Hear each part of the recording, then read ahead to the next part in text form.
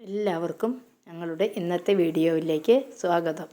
ഇന്ന് ഞാൻ ചക്കക്കുരു, വെള്ളരിക്ക, മാങ്ങ എന്നിവ ഉപയോഗിച്ച് നല്ല ഒരു കറിയാണ് ഉണ്ടാക്കുന്നത്. അതിനായി ഞാൻ ഒരു 25 ചക്കക്കുരു മേലത്തെ തൊലി കളഞ്ഞ് വെച്ചിരിക്കുന്നു. പിന്നെ ഒരു മാങ്ങ, ഒരു ചെറിയ വെള്ളരിക്ക, അധികം വലിപ്പമില്ലാത്ത ഒരു വെള്ളരിക്ക, ഇത് മൂന്നുമാണ് ഈ കറിക്കായി എടുത്തിട്ടുള്ളത്. ക്കുള്ള അരപ്പിനായി ഒരു മുറി നാളികേരം, 5 ചുവന്നുള്ളി എന്നിവയാണ്. അത് നല്ലതുപോലെ അരച്ച് വയ്ക്കുക. അതിനുശേഷം ഈ ചക്കക്കുരു ഇതുപോലെ നുറുക്കിയെടുക്കണം. ഒരു മീഡിയം സൈസ് വെള്ളരിക്കയാണിത്. ഇത് തൊലി ചെത്തി അതിനുള്ളിലെ കുരുവെല്ലാം നല്ലതുപോലെ കളഞ്ഞ് ചെറുതായി നുറുക്കിയെടുക്കുക.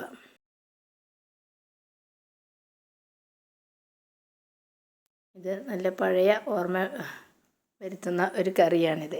ഇത് ചെറുപ്പ സമയത്തെല്ലാം മാമൻ്റെ വീട്ടിലെല്ലാം ചെന്ന് നിൽക്കുമ്പോൾ ഈ കറി കഴിച്ചിരുന്ന ഓർമ്മ ഇപ്പോഴും മനസ്സിലുണ്ട്. എല്ലാവരും കൂടി ഇരുന്ന് ഈ കറി കൂട്ടി ചോറുണ്ണുന്നത് ഓർമ്മയിൽ വന്നു. ഒരു മാങ്ങ തൊലി ചെത്തി നുറുക്കി അതും എടുക്കുക. ഈ വെള്ളരിക്ക, ചക്കക്കുരു, മാങ്ങ ഇവയെല്ലാം നല്ലതുപോലെ കഴുകി കുക്കറിലിടുക. അതിനുശേഷം അതിലേക്ക് 1/2 ടീസ്പൂൺ മഞ്ഞൾപ്പൊടി, ഒരു 3/4 ടീസ്പൂൺ മുളക് പൊടി, 1 ടീസ്പൂൺ ഉപ്പ്,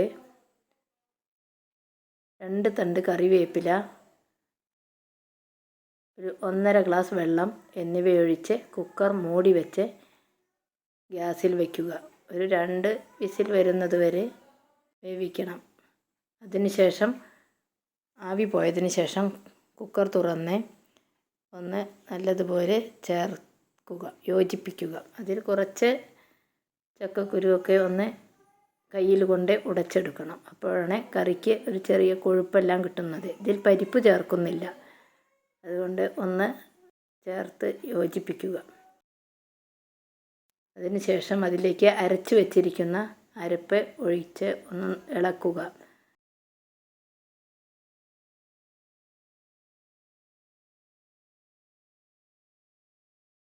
നല്ല ഒരു കറിയാണിത്. ഇപ്പോൾ ചക്ക സീസണും മാങ്ങ സീസണും ഒക്കെ ആണല്ലോ. അപ്പോൾ എല്ലാവർക്കും ഇത് ഉണ്ടാക്കാൻ പറ്റിയ ഒരു കറിയാണ്.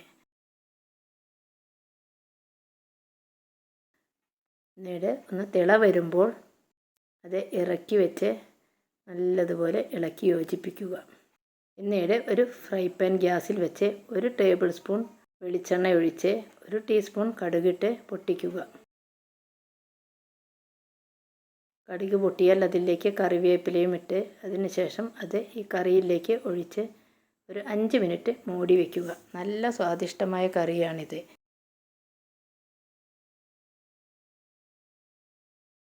അതിനുശേഷം അത് സെർവിങ് ബൗളിലേക്ക് ഒഴിക്കുക. ഈ വീഡിയോ കണ്ട എല്ലാവർക്കും നന്ദി.